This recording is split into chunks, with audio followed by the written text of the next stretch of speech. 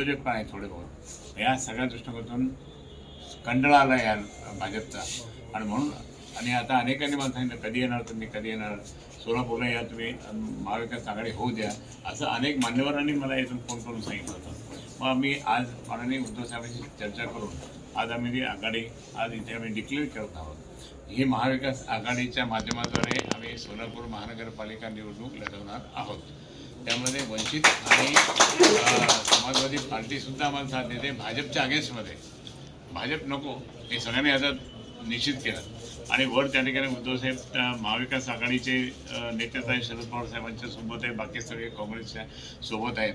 तर त्यामुळे आता कळून चुकलं नगरपालिका निवडणुकीमध्ये जो नगरपालिकेत जो का भ्रष्टाचार प्रचंड रूपाने झाला तो आता इथे होऊ नये म्हणून आत्तापासून काळजी. म्हणजे निवडणुका 2-4 दिवसात कधी पण जाहीर होतील, मग तो काळ तो वेळ जो मिळेल त्या वेळेप्रमाणे आम्ही त्या ठिकाणी आत्तापासून जर केलं तर आम्ही 2-4 दिवसात आमचे सर्व पदाधिकारी सगळे बसून त्या ठिकाणी निर्णय घेतील.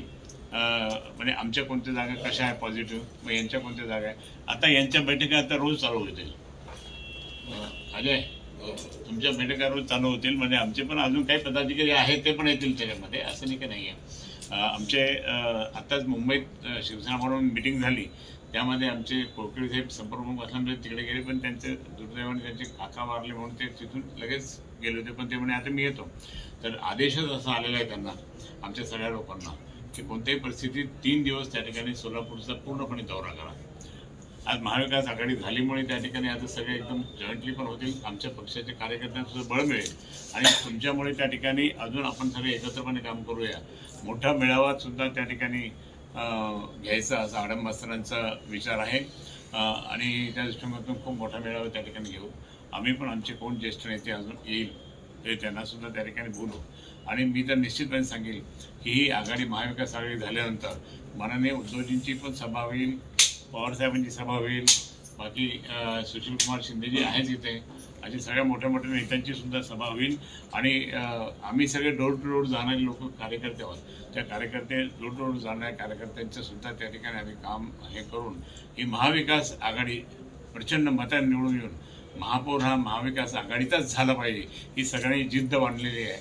आणि ते त्यासाठी तुमचं सगळ्यांचं सहकार्य, आपल्या सगळ्या लेखणी पत्रकारांचं सुद्धा आणि चॅनलवाले आमच्या सगळ्या मित्रांचं सुद्धा सहकार्य हवं आहे ही विनंती करतो. तुम्हाला सर्वांना शुभेच्छा. जय हिंद, जय भारत. काँग्रेस आहे, शरद पवार साहेबांची राष्ट्रवादी आहे, उद्धव बाळासाहेब ठाकरेंची उभाटाचा आमची शिवसेना आहे.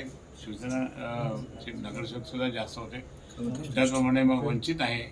आता वंचितवाले फोन आला की आम्हाला सुद्धा त्याच्यामध्ये जे काही आम्ही तुम्हाला सहकार्य करतो, समाजवादी पार्टी पण आणि मनसे आणि कम्युनिस्ट पार्टी आमचे आडम मास्तरांची, हे सगळे आम्ही एकत्रपणे लढवणार. आता लोकांना कळलं की या 3 आमदारांना पाठवून काय केलं, आपण चूक केली. आणि म्हणून त्या 3 आमदारांना कसे पटकी मारायचे हे लोकांनीच ठरवलं आहे आता. आणि आता तुम्हाला सांगतो की हे आता जे यांची अजून एक युतीची चूक झाली.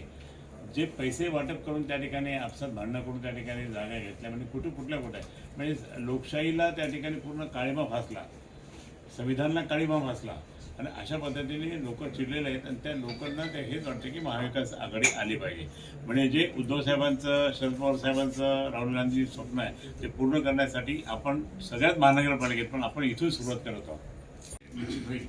आणि वंचित त्या ठिकाणी आम्हाला इथे सहकार्य स्थानिक लेवलवर सहकार्य नाही. एमआयएम अजिबात नाही. मागच्या वेळेस चर्चा झाली ना, काँग्रेस सहमत आहे का साहेब एमआयएम सोबत बघडून आघाडी करा? काँग्रेसला मुस्लिम मतं मिळणार आहे, ते एमआयएमला कशाला घेतील ते.